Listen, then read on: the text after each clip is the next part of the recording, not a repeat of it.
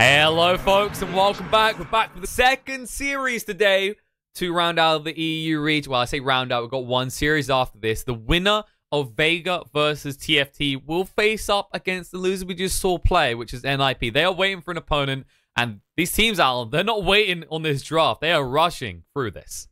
Yeah, absolutely. And these are two teams that have some history together. We've seen them face off in the major qualifiers, with Final Tribe taking the deciding series 2-1 in some very contested games.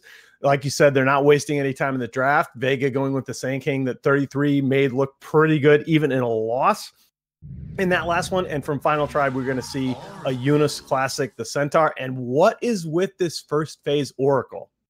Well, it worked. It worked with a drow, which I think you're going to see a lot of things work with a drow in the next couple of weeks. I am still not sold on this hero as a first phase unless you have some really sick. I mean, Husker is too obvious, though. It's probably going to get banned. You can dispel the Frost Shields, though, so that offsets the early aggression from Lich. Not terrible at this stage. All right, that's a fair point. And that is it's a dispellable buff throughout the game. And of course, we actually have seen Frost Shields make a decent difference throughout the early and into the mid game in these fights. Absolutely, that's one of the big things. The concern with Lich, right, when you rework the hero and take Sacrifice out, is that his other spell, Frostblast, was so mana inefficient as a nuke, but it's made up for by the fact that Frost Shield, although expensive, trades ridiculously efficiently in the laning phase. Absolutely does. In fact, we do see that usually prioritization. Sometimes you get a point and gaze early, but usually it's focused around his first two abilities, his Frost Blast and the Frost Armor. Fan-wise, we are going to see a focus on more Agi heroes. Of course, this is the day and age of Agi heroes. They are your savior. They are your doom. No matter what you do, you can't escape them. Okay, so Vega did pick Oracle and put it together with Leshrac and Shadow Fiend cores in a loss to NIP yesterday. All right, I did see a bit of that replay. And they actually had Vega with a Skyra TB Death Prophet in a win versus NIP in chunking. So they have been in the chunking qualifiers. So they have experimented with this hero. That wasn't a core Skyrath. I just want to praise. I do like potentially. I want to see a couple teams try out Death Prophet. I think the hero's probably still not great, but that is certainly a valid Oracle combo. I think I don't like Death Prophet. I get where you come from, with the changes. Yeah, I think the hero's probably still bad. I'm biased. It's one of the heroes that I learned Dota on, so I'm a little biased toward it, but I still think it's pretty bad in this patch, and I think it becomes worse with a hero like Luna that can potentially isolate and just eclipse you, even with the ghosts up. I mean, I think Death Prophet in general just has this issue where you're kind of working around your ultimate. You want to use that to fight, but you also want to use it to push. And I mean, you've hit on this yourself a lot, Alan, with towers being like paper now. You don't really get as much value. It's not as hard to push for these towers. Exactly. You don't need a long cooldown ability to push, because you want to be able to transition out of that push directly into threatening another objective. And it's just one of those heroes. You see this a lot, actually. Death Prophet is one of those heroes that was so ubiquitous in the meta for so long. She got this sequence of nerfs where the cooldown on her ultimate was just being reduced a little bit, and then a little bit more, and then a little bit more. And by the time the meta moves against her, she ends up feeling really bad. Puck's a hero that's definitely coming back with the changes to coil, among other things. Definitely. You remember the legendary $1 million coil. Well, much easier to pull off now, considering people can't TP, for example, when they're least. They can't blink. Right. They can't do anything. And Tiny coming through. All right, that's one way to try and approach the puck. But remember that the changes to Tiny, you can now actually phase shift in the Avalanche. Yeah, you can. Avalanche is not near the lockdown, although I like strength cores with Luna. I think this is that Luna aura now, in addition to granting the damage, it just makes them feel even beefier as frontliners in that push. It gives some protection, as you now have those two big beefy guys with a stun on either side of Luna as she's hitting the tower. It should also be highlighted that the Farm Tribes, they do have a support and a mid player that play the Tiny. And I think you're right. I like this as a support. Absolutely. I really like this as a support because Tiny plus Luna with the buff you said about, And then Centaur plus Lich, you can actually catch people with that Frost Arm into Stomp. Absolutely. And okay, there's the DP, so we are going to see that combo. All right. And the double silences too. You know, the big, again, one thing that you always have to think about with a DP, especially when you're talking about pairing it with heroes like Puck and Sand King, is that Puck and Sand King, they have that mobility, right? DP is just, she gets a lot of movement speed, but she can still end up feeling very immobile against a lineup with a lot of lockdown like TFT. So that you really need that Oracle to make her feel like she can stay in the fight.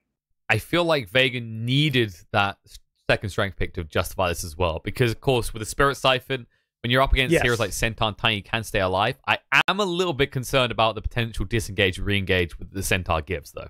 Well, and I also feel, though, like in addition to Centaur just ulting and them running away, that I now like Tiny a little bit more in the core role again. Because if it's Tiny support, you're right, he can just be like a life battery to this DP if he's out of position in these fights at all. At least as a core, he levels fast, gets that blink dagger faster, and he can still threaten the DP with the burst from his combo. Definitely is looking like a draft that is fixating itself around what the Puck can do more than anything to set up the DP, to set up the Sand King right now. And the thing we actually haven't talked about when we see these picks is we know that Kezu can play the Puck. We've seen that already, but you've already got Sand King. So you just picked a Death Prophet. Who's going to be the support here? Oh, I mean, that's the thing when you're drafting as Kezu and you know you've got MNT in your back pocket. Like, this guy is, he's not only does he have a fairly broad hero pool, but he's high impact with so much of that pool. I have absolutely no hesitation putting him on a support Sand King. You know, you don't necessarily always want that Oracle in a hard 5 position. It's like we saw in the last game, it's a lot better as a 4 where you can pick up that Aether Lens. But again, you know, you have a lot of faith in your supports as Vega. Never know. Maybe we'll see a Puck support. I think that used to be a thing, in fairness. Like a long time ago. You know, again, a lot of that was Z-Freak, and, you know, with Z-Freak, support anything can be a thing. But no, I saw a number of teams. There were a couple Chinese teams even that experimented with support Puck. Of course, that was in the old days, the old Orb of Venom that was stronger for these ranged heroes. Right. So you usually took that to buff you up because you didn't need as much regen due to your high damage, mobility. It made it very hard to trade with you. Yeah, I still feel like you want to right-click carry here as Vega. You need it. Like right now, you got damage to the ghosts, but other than that, it's just magic. Full magic. I mean, man, Gyrocopter without Wisp feels terrible. Okay. Roll Wall of that. Okay. Now this, I've been waiting to see with the change of this guy now having a built-in Shallow Grave into his ultimate. I don't know about this. It's kind of cool. It feels like you might have gotten a little bit too cute. Because again, it's cool that you can have the Oracle save onto the DP, and Troll effectively has the self save under certain circumstances, but you still don't have that much without really good games from the Puck and the Sand King. You still don't have that much lockdown when TFT just decide to run away from these saves. It should be pointed out, there is one thing to highlight here with the way the Troll ultimate works. You're up against the Centaur here. Now, if you go for the engage and you ult and he stampedes, you're running after them. You actually can't control that. Yeah, you have to be seriously, and that applies to any hero, right? If you're locked onto somebody, it can function like a taunt, where you all of a sudden just get dragged back into that enemy line. I think that Troll pick, I get it. A lot of the agi heroes that you would ordinarily want to pick there, like Lone Druid would have been perfect. Okay, but a lot of the agi heroes that you would have wanted to pick there are just off the board. But I just think it's a little bit too cute. I mean, I'm looking at this. I'm trying to think with those changes as well. Like, okay, there's a tie coming. I was gonna say the other thing with Troll looking at this right now is, I mean, let's be fair. This was a big nerf losing the bash on the Troll and getting the net instead.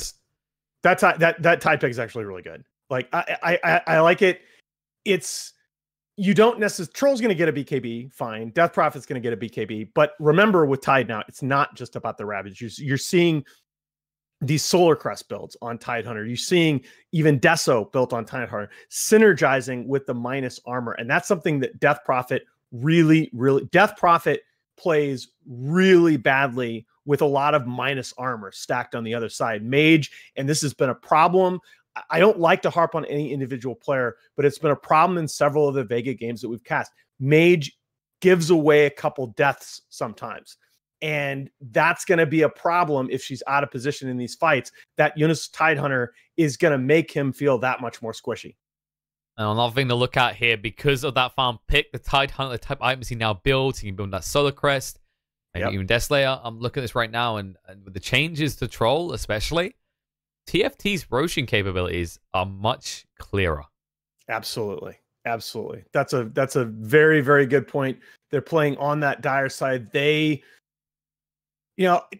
have pretty good 5-man push, but again, the comment that we made when we were very first discussing Death Prophet comes back into play, where Vega are going to have this downtime after their major pushes where TFT really don't.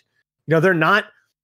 It's a little strange to talk about the lineup as that has Stampede and Ravage as potentially being less cooldown dependent, depending on how the game goes. But when you look at the roles that those two heroes are going to play in this game, they're very useful. Both of them are very useful outside of their ultis. And speaking of roles, one thing we didn't actually hit on because we're so focused on the rest, there's so much to talk about with the farm pick, is the fact that this is actually going to be that support puck we were just talking about. Yeah, MNT support puck. Absolutely. Again, this is just you have such confidence in a player like that to put him on whatever hero you want.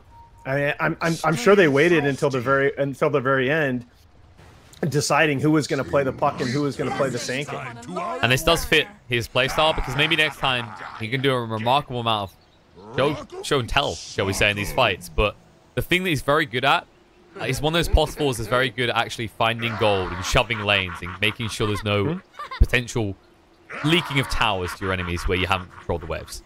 Well, absolutely. That's something that we've talked about, when support Lena made a mini comeback, is just the ability to have these supports that can play out on the map and push waves. And if they get killed, it's no big deal. And if it's a puck that has the mobility to even escape, so much the better. Basically, better setting up for maybe a little bit of a level 1 confrontation in the dire jungle. Not up the high ground. The illusory orb to be safe here. They'll realize there's 3 heroes here. As actually, okay. TFT have started out in a way that they want to try and get the right matchup here, and that will be obvious now to the side of Vega. Meanwhile, Troll is already sitting back. They're also setting up to try and potentially get 3 runes, right? It looks that way. You have got your mid up here. You need to try and find something on side TFT. It's not easy to find any of these heroes per se. The lockdown isn't that great, and they can already see that Lunar Blessing got level. Meanwhile, bot, a little bit of trading. Madara, not getting the best deal here so far, though. Yeah, Hans a fan. Oh, he snatched the rune as well, so that's going to be free going the way. Yeah, TFT can get 3 runes out of this. That's what I thought. That's a nice little boost to their early game. That's the problem. They choose so early. They thought they'd be able to actually catch something top. When Vega threw out that illusory orb, it became obvious. They knew what happened. Troll had been left bottom up against the Tide. Yeah, and Pexu not messing around. He knows like, even for one wave, it's so awkward to try and leave the Troll 1v1 in that situation. You will see the Tide actually level. The trade-off here is that we have a little mini wraparound going on top. Hanskin's tanky enough at level 1. He's probably not going to care. And he's still in range of the sentry, actually. Kezu getting pretty low here. They're going to chase through, lose your up from maybe next time to harass them. Kezu's in a little bit of trouble here. He has no Sandstorm to work with. He's going to be the first blood. It was weird the way that they played that, because it was like MNT was going to get aggressive onto Hanskin, which, I mean, that's a Centaur was Tide, though? Oh, what? Oh, he did take the Gush level 1, but you're still a 700 HP hero that just got ran down by a Troll Warlord at level 1. Oh, level 1 Gush, of course. Okay, well, yeah, you level 1 Gush, but you still only have 2 base armor. Yeah, but he did start with the Stout and a Ring of Protection, but look at the damage. This is what we missed. This is the damage they can put out. He's down to half HP already. Jonas, dude. Yeah, I mean, he's playing the lane like he's got his passive at level. He'll wish he had his passive at level 1, but you know what? This is the price. Madara knew about this as well, because when he came to that rune, that's how he traded effectively with the Troll. He gushed him, then just ran in and plopped him around the face. There you go. Well, let's get a little bit of vengeance on the Pexu, but once again, just walk in, holds him in place, and suddenly, you've already used yourself. You've got 3 tangos and a fairy fire left. It's painful. Mage takes a lot of damage in the mid lane. And he's already given up 7 denies in the first couple of waves. Only 4-0 on the Death Prophet. Chessie off to a very, very strong start in this lane. Looking pretty damn good. We were wondering how this is going to match up. We said Tiny as a support later on was actually going to help the Death Prophet, but in lane, it's effective. And speaking of lanes... Oh, no. Okay. Pexu just enough mana to get that final Purifying Flames out will allow them to get the kill in the Tide. And a DD in the river has been found. Yeah. And ordinarily support getting a DD rune, not that big a deal, but it looks pretty hard. And he's actually going to even think about... Chessie is so far up here on low health. Nope, he's going to back off. He's going to get the courier? No, he wants it. Creep wave sees him, though. Chessie, he knew what was happening, but they're going to go over onto him instead. Yeah, and you can't aggro that tower as an oracle. Absolutely. I do want to restart the cooldown. There was a little call. All right, sounds good. Folks, get us some more Alum going. Oh, jump. All right, there we go. Let's give that another try as Pexu with the DD rune still active is going to get a couple of right clicks here onto the Eunice Tidehunter. He's just having a heck of a time. Who still doesn't have Kraken Shell, by the way. He went for a point in the ankle smash. This is rough. I'm not sure if you can continue to leave him alone. That's often what you're going to see when the Tide starts with Stout and Ring of Protection is they're trying to put off that passive, but... Can he afford to in this getting a little low here.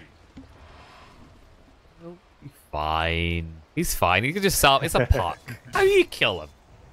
I mean, if you kill him, something's going desperately wrong. Because you look at this lane, anything short of a stomp will not kill off the puck. I'll tell you what we talked about. We talk about Eunice's life being miserable down here in the bottom lane. I mean, Frost is just feeling no pain up here. He's had a completely free time of it. And Chessie, although low on health, and looks like he's just hoping to get lucky with the rune. He's well ahead of the DP. There we go. Okay, there you go. Ice Frog was kind. You got haste as well. The problem is, like we said with that change to Avalanche, not hard stun anymore. So you try and jump this, there'd be a Spirit Siphon. So he's not going to look for it. Not on his own anyway. Action top. Kazu's stunned up. Yep, stuck kick. Going to try and walk away out of range of the sentry. He realizes he is good because of the sentry placement. But no, he walks out at the wrong moment. Lucid beam and then a double edge to the face. Well, problematic. That just happened. Very problematic right now. He's actually got less gold than the Tidehunter, who is being aggressed again, but has finally... Oh, look, the haste rune, Chessie! He's going in to toss on the spot, Oh, he tried to toss farther back, but couldn't quite. Needs to be careful here. Chessie will be able to move away. No Spirit Siphons left, but he's getting too low on HP. It was an interesting play. He tried to toss him under the tower by the looks of it, but the creep wave was a little bit too close. Exactly. If those creeps, if he had a range creep further back, that'd have been a kill for sure. It's a nice try by Chessie there. Unfortunately, though, he's siphoned up and gets harassed himself. All of a sudden, Chessie is out of mana. Pings for the shrine, knows he has to go use it regardless. Oh, Kazu being threatened up here in the dire jungle again. Hanska out of mana for a stomp. Okay. He'll dance his heart out. He's very, very close. We'll just harass out maybe next time. This is actually a good thing about the Centaur here is the puck maybe gets one hit out and then has to walk away every time. All right, and Eunice did have to pop back and use the shrine at level 3 as the offlaner at 5:30, and that, I mean, sometimes it happens. It's not a disaster, but you got to make your mid player aware that that's not available as a resource. It's pretty rough though because you look at it right now. Huge shrine advantage in the fact that Vega hasn't had to use either of the shrines by mid mark, whereas the side of TFT they've used both now. Hezu. All right. Kazu gonna come down, check on the rune here. He's making sure Tiny doesn't get that. That's actually big as well. He's still got an empty bottle. He's suffering a little bit, and Johansson fan coming in the rotation. The horn's been used by Mage. We're gonna see the first exorcism here. Tidehunter in a little bit of trouble. Spirit Siphon's on him. They need to move across quickly. Hanskin's gonna be there. Stomp coming out. Frost armor as well. Avalanche toss in the air. Mage is gone. They counter the horn perfectly, and that is crippling for their mid on the side of Vega. Absolutely love it. I mean, I was going to say Death Prophet had just gotten 6 and she pops Exorcism under a lot of circumstances. You go, oh man, we were rotating on her, but they had 4 heroes to bring there and it ends up being huge. That's the first Exorcism and a kill It's gonna set her back hugely here. This is the one of those type of heroes that is based around that ult, and you need to claim a tower with the first usage. Instead, you help the Tide recover a little bit. Chessie's gonna be feeling more comfortable out this lane now. He has got his wand as well, so he'll start to punish the spam that comes out from Mage. That's just I owe Era a beer there. That's a really nice, crisp rotation on the side of TFT. That's something I love to see at that point in the game.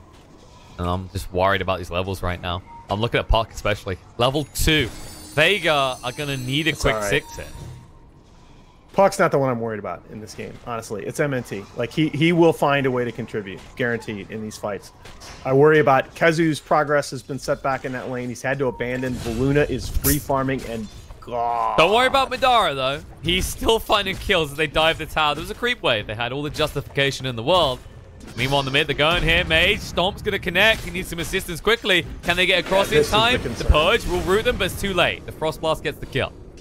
You know, as bad as they've been pooping on Jonas, I think the lack of progress from 2 out of 3 cores on the side of Vega Squadron is the thing that concerns me more in the game now. I'm worried about how much this troll can do as it goes on. I mean, we say this all would be nice as a shallow grave in itself, but they got the lockdown to hold you in place throughout the duration. Well, that's one of the things that when you have a new patch that you really need to watch these games for is that I don't know enough right now, honestly, to assess what this troll's power curve is going to look like as we move through this game. Yeah, I'm going to be curious to see how's the flash farm ability of the hero. I mean, it should still be pretty good with the 2 Wraith Bands and Treads going into the jungle. Yeah, it hasn't changed too much. It will be a little bit slow, I think, with these type of builds, because the difference was you used to have Aquila, and that allowed you to just spam out with the Willing Axes constantly. And then you go to, like, level 15. It was kind of split. Some people like the further stacks. I was seeing a decent amount take the Willing Axes damage just the flash farm quick.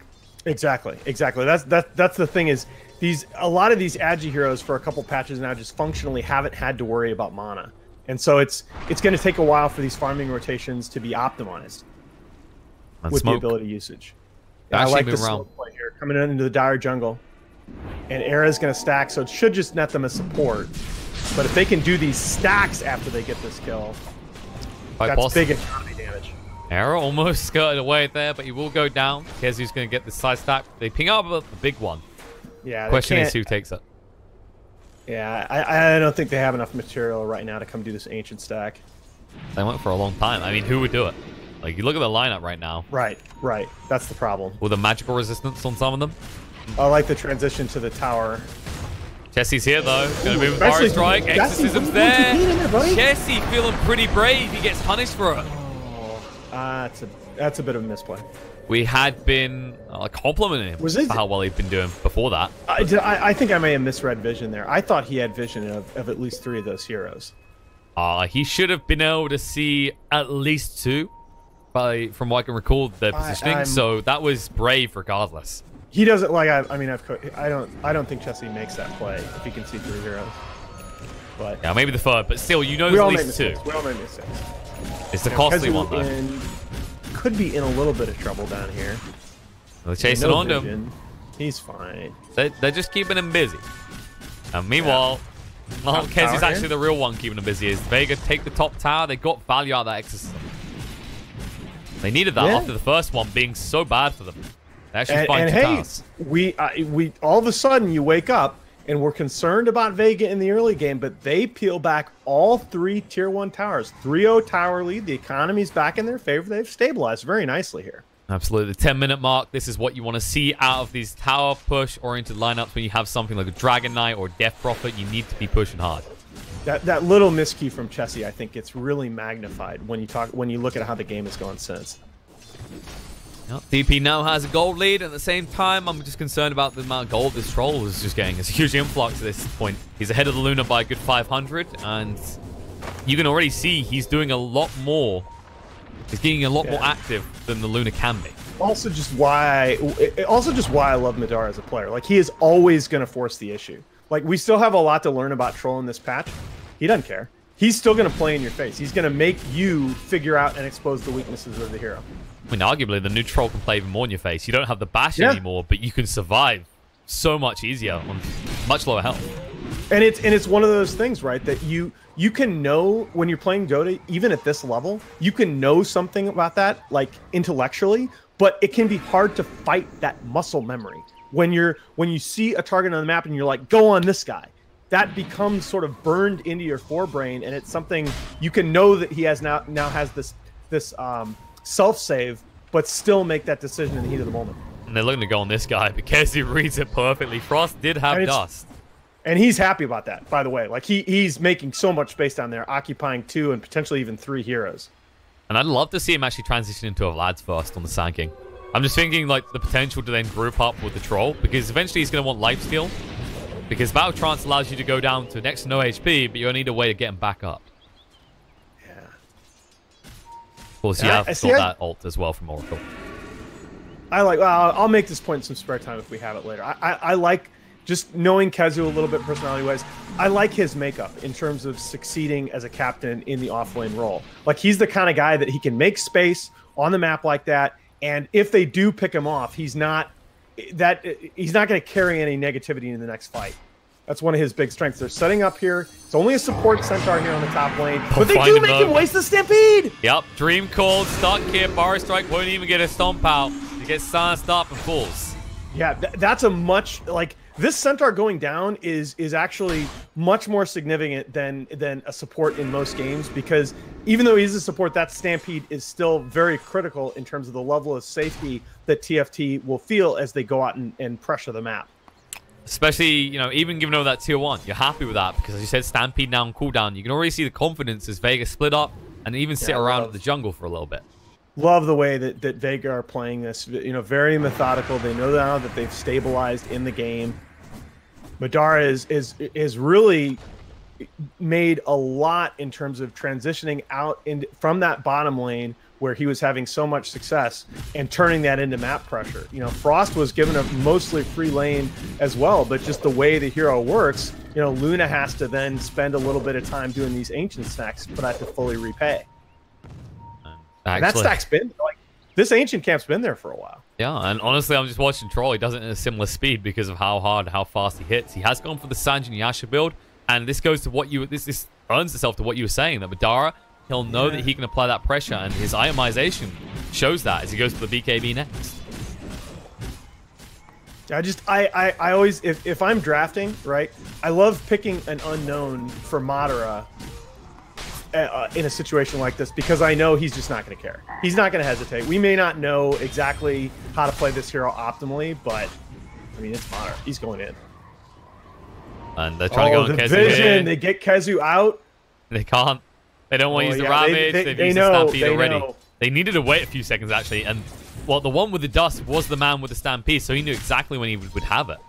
No, but just because of where their vision is in the map, they're pretty sure there's at least one hero behind him, and it's likely to be Big Daddy here. I guess I can't say that now that, you know, most people think I'm talking about No Tail. Well, you can stick with it. Get all tied. All right. They activate the shrine, so TFT is at least going to think about defending this part of the map. Yeah, he does not care. Doesn't even pay a price for it. He's got, you know, he's got that 16% status resistance. He doesn't give it down. That and almost 2k HP when he tread switches. That's just, it's more about who the player is. Smoke play coming out from TFT here as they rotate 3 from the shrine. Avalanche toss. They get one on a Pexu Stampede, looking for more, but Kezu already on the retreat. Yeah, that's all it cost them for that. A little bit premature. Oh, Gaze, they saw Kezu, but he saw the Power Strike.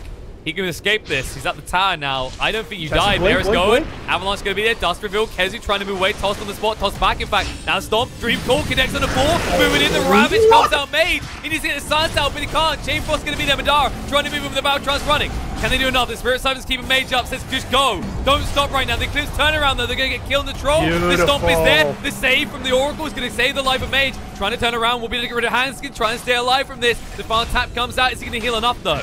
No. He's going to go down. It's going to be a team wipe. And all it cost him is a support center. That, I mean, TFT, it would have been hard for them to play that fight any better. That was such good positioning from them there as a team, knowing exactly how Vega were going to approach that fight around their own tower. Man, it's good Dota. This region is is ridiculous. Take notes, Alan. EU Dota. It's stupid. Most pristine. I mean, the level of Dota that we're seeing in like the, you know, second, third, fourth place tiebreaker, whatever games is really impressive. And then especially impressive with that. I know people don't like me being positive. I know you're supposed to be edgy. Yes. And, sorry. You got, well, you meant to like. I'm 41, by the way. You meant to say something mean and then push your glasses up. All right. You know how this works. Yeah.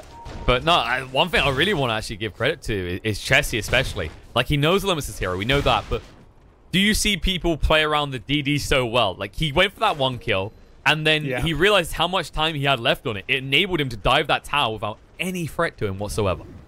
Yeah, exactly. And that's something that, as a player, that he can struggle with at times. Like, he's a guy that's very calculated in his approach to Dota, as we're going to get a nice, easy Roshan around the Exorcism. That's... They kind of need it. You can't trust Troll. What's he going to do? Net? This was always an interesting change. This is the cost, right, of TFT not having great information and furthermore, you know, all of this stuff being down. Although they're looking for a smoke play here. Doesn't look like it's going to hit. They're feeling strong, though. They know the Exorcism had to be used for that rush. In fact, they would have spotted it when they came out of the pit due to the ward. What can they make touch with, though? What are they going to find? Kezu will be the perfect pickoff. We'd set up that tier 1 push. Oh, the smoke spray. They know somebody's right there. Oh. Yeah, it's Kezu, though. They're like, nope, that's way too close to buildings. We could get surrounded and backstabbed from the shrine. A little bit fortunate. They had position, right? And Midara was not going to be able to respond immediately farming the jungle down here, but they don't... The Dire doesn't have any vision on that part of the map. That's the thing. It's this shrine, right? Like, you think about that move, that's very brave, because TFT, they didn't stay on this high ground. They came right through the low ground, and that could have easily backfired on them. Pretty impressive to me, too, that, you know, I mean, Vega got kicked straight in the... man, Mage needs to be very careful here. Mage in a little bit of trouble, but he gets the silence out. He'll be fine. Good escape. It's... I mean, as Vega, right, you got to feel like you just got kicked in the groin with that fight top. I mean, you got team wiped. But then, since then, pretty much everything in the game has gone in your favor. You got the Roche. You dodged a big smoke move there from TFT through your own jungle. Now, TFT, well, they feel like they haven't got enough. So I think you're right. That Aegis pickup is huge for this Troll at this point in the game. TFT will look for some gains in the mid as they try and take this tier 1. You can already see Luna station herself in a position that she can push on the tier 2, but also if she needs to, she can come across and backstab at the tier 1. Yeah, and even though you're down in farm, your Troll is farmed enough and just as a mid-game hero because of his kit that you can't just... You know that he's got a self-save and he's got Aegis, but he has enough damage that you can't just ignore him in these fights. And I love that like call from Kezu, the methodical push. Yeah, you saw the lines. He actually drew the circle. He said, they are all here. And then he drew the lines down mid and bottom went, go. Oh, Stomp. Dust reveal on the Kezu. Being punished for being a little bit greedy here as he's trying to get rid of the wave. The Troll's already at tier 2 bot. That's the play that he's been running, right? To kind of make space around the map while his team pushes as 3 or 4. Troll comes back. He's trying to slow down this push. I think he maybe should have committed to the tier 2 because there's no way he's going to interrupt this. Yeah, I agree. He does a lot of damage. It's very aggressive to make that trade. Stampede. They're moving on Mage, who dances half. The Avalanche is going to be there, though, and they can toss him on the spot. In fact, back towards the Stomp. Sets it up, and there's the save from the Oracle coming out, the false promise. We have the TP, Ravage. It's totally worth it. And they'll get the kill. There's no way you can heal up this damage, or is there? Spirit Siphon, keep him alive. Oracle finally dies. Mage trying to get in the mix here. Silence is there as well, but he doesn't want to commit the ultimate. He's just trying to drag them deeper and waste more time, as he will finally go down.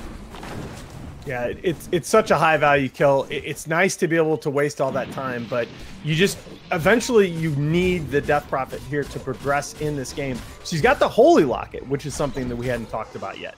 Yeah, this item is quite interesting. It's amplifying the Spirit Siphons by a huge amount here. That's why she feels so tanky right there with the Spirit Siphon potentially out on multiple heroes. Absolutely. In fact, if it wasn't for that Oracle save, she probably would have evaporated straight away. But if you get that break in the fight, like we talked about this before, because Troll now has this built-in save with the Battle Trance, you can save that false promise for the Death Prophet. Well, and it's also worth saying that with Tide opting for the Greaves build here, and both of the supports focusing Centaur on the Blink, which is just poor as hell, there is no Spirit Vessel coming out from TFT in the near future. So Mage is going to feel pretty powerful in a lot of these fights if he can position himself. And it's going to be key to this. They can't go on the Troll, who still has the Aegis.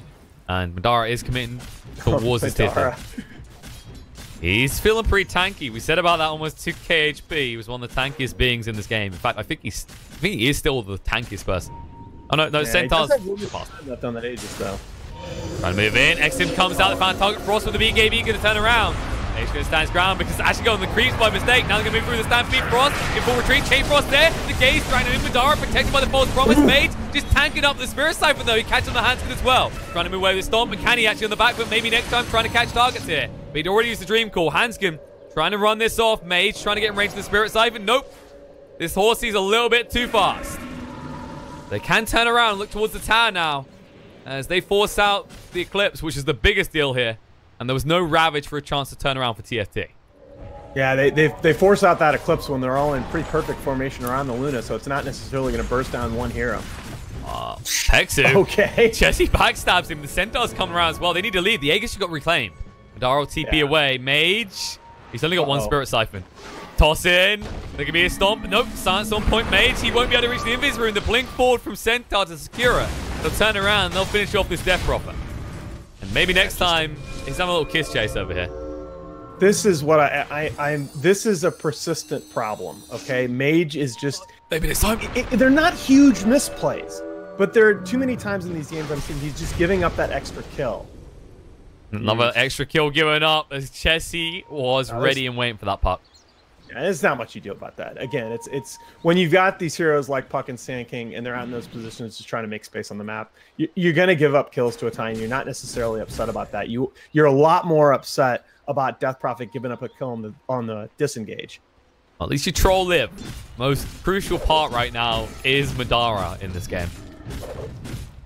He's going for that butterfly next. He's going to give a little bit of additional movement speed because of the Agi gains as well, which is going to benefit him with the battle trunks. Psychopath running people down.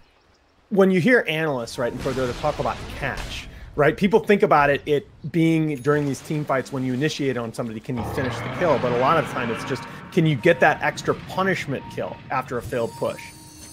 Interesting Stampede, just trying to retrieve it. Maybe next time moving forward, he has got the Dream Core, but he doesn't see a target. It comes into play there. Indeed it does. They're hunting catch around. And disengage, kind of the opposing forces when we're talking about games like this. Exactly. Like you said, people assume it's just this big blink, you get right on top of someone, but it's also the pursuing element because the Stampede gets you out. But this Troll approaching max movement speed very quickly by the time we get to like level 20 and another item. Good luck. Okay. Yeah, this is one of those things I'm going to have to take like a few hours and just nerd out and make a movement speed chart, because I think the fact that the movement speed disparities are getting so much greater, so much quicker in this patch in the mid game is, I think, having a big impact on a lot of these fights. I like this space push that TFT are setting up for. Vega's not necessarily ready for this. The toss is tied under pretty deep there. He's going for the Ravage play, buddy. Fire straight through. Just trying to stun him up to make sure he can't get a chance for it. You know, I mean, you miss. This is like, thanks, guys. Just take a shot. What's the worst that could happen? You're tied. Worst case scenario, they get down to half HP, Kraken Shell kicks in, and you Ravage. Okay. I mean, he's got 2.5k HP in a mechanism. I don't think he cares right now. Radiant scan hits, but TFT are already in full retreat. Uh oh, they found Frost. The silence comes off him though with the mana. I don't know that they want to find him though. Oh no, the Stomp. They get rid of maybe next time straight away. Now moving in. Mage trying to do what he can. Fire strike through. Chain Frost there. No. BKB Eclipse moving into this. Madara going to over BKB. Senar's already gone. Mules, there's the Ravage. They get rid of Mage. And now Madara all alone here trying to fight against his Handspan's not the target though. He tries to move away but too late. The Gaze is there. They're tossed in the air. And he goes goodbye. Kezu, the only survivor. I think that scan actually ended up really hurting them, because I think that scan made Vega think that that was like a fake back and that they were going to be able to initiate a little bit sooner, maybe catch them retreating toward the shrine. But as it was, they got a little bit too spread out far forward and got initiated on. I feel like the Death Prophet pick, it can't do anything now. You just saw that right there. You also come down, you're dead already. And the Troll's just sitting there the whole time going, I need more damage. That's exactly the limitations that we were talking about at a hero during the draft, though, even with the Oracle playing alongside it. Kezu. Jesse's moving here. Because we need to be very careful. Chessie sees it. There it is. Easy cleanup kill for him. And back to the base they go. No Kezu for 40 seconds. He has got the buyback. Yeah. This is the Luna on your high ground again. Wow, she's on the low ground, but screw missed chances. Spirit Siphon moving in, looking for the opportunity here. Dream Call connects on the cross. BKB coming out. Madara moving across to the BKB. They're just going to retrieve the Stampede, though. The Yules control up onto the Death Prophet. Stun is there on Chessie. He's caught in the back line, but now in trouble. Death Prophet, they save her on barely any HP here. She's going to turn around the Spirit Siphon. Needs to heal up quickly. Chain Force coming out. Madara using the Battle Transfer. He's caged. He's controlled up. He's locked on low HP, and GG so comes close. out. They know they can't do anything here as TFT. Well, they take game one. Yeah, this was pretty darn good decision making by both teams. And Chessie, after a little bit of a miscue in that death by the mid tower, I like his decision making on the Tiny. You know, both teams sort of feeling each other out, and there's little things like, I think we're going to be able to initiate on them here, and it actually happens 30 seconds later, have a huge impact on how these fights go. I think TFT were just a little bit better at anticipating where Vega were going to try to be on the map. They're able to pick off the split pushers. They're able to just frame these fights a little bit better as the game goes on. And I think what we're seeing more than anything here is Vega trying to spin it up, bring in these new heroes. They've got changes. And TFT, they stick to their guns. They'll bring in one or two heroes that they haven't been running at the moment, but then there's always these things like Chessie on his Tiny, or you're going to have the Centaur in these drafts. And it just seems like the Final Tribe, they don't try and risk it as much with these new interesting drafts in this new meta. And I don't necessarily think it's about interesting drafts. I mean, Madara had a pretty good game. I do think I'm still not sure about this new troll, and I'm still pretty sure that Death Prophet is a severely limited hero, because remember, if one of these 3 through 5, the Final Tribe ends up building an early Spirit Vessel, this Death Prophet, I mean, she was nowhere near BKB. She's even more screwed than she already was. I think it's just, you do have to clean up Mage a little bit. From what I've seen of him, he is a very gifted individual player, but in this meta in particular, you can't afford to give away those couple extra deaths in the mid game. Other than that, you didn't feel necessarily the huge impact from Oracle. MNT did really struggle, it's got to be said, to have that game impact on a puck, even with the Midas. I'm just looking at the net worths, the win probabilities. I love this dip you see just before 10 minutes. That was the first death for the Death Prophet when she used Exorcism. And it's like, no, this seems exaggerated, but this is accurate on what happens in that scenario. Exactly. That's the thing when you talk about Dota Plus. Obviously, Dota Plus, the algorithm has some limitations, but these mid-game spikes, it will often pick up on that. It's a very big just net worth swing when something like that happens. It probably ought to be even bigger than you're seeing on screen. Well, folks, that's game one. We need a short break before we get underway with game two. But the Final Tribes are 1-up, and Vega, remember, if they lose here, if they lose the second game, if they lose a series, they're done. They won't make it to the minor. And NIP, they need an opponent. Whichever one it is, they're already waiting. So we are going to have only a short break before we get back with game two. And we'll see if Vega can strike back.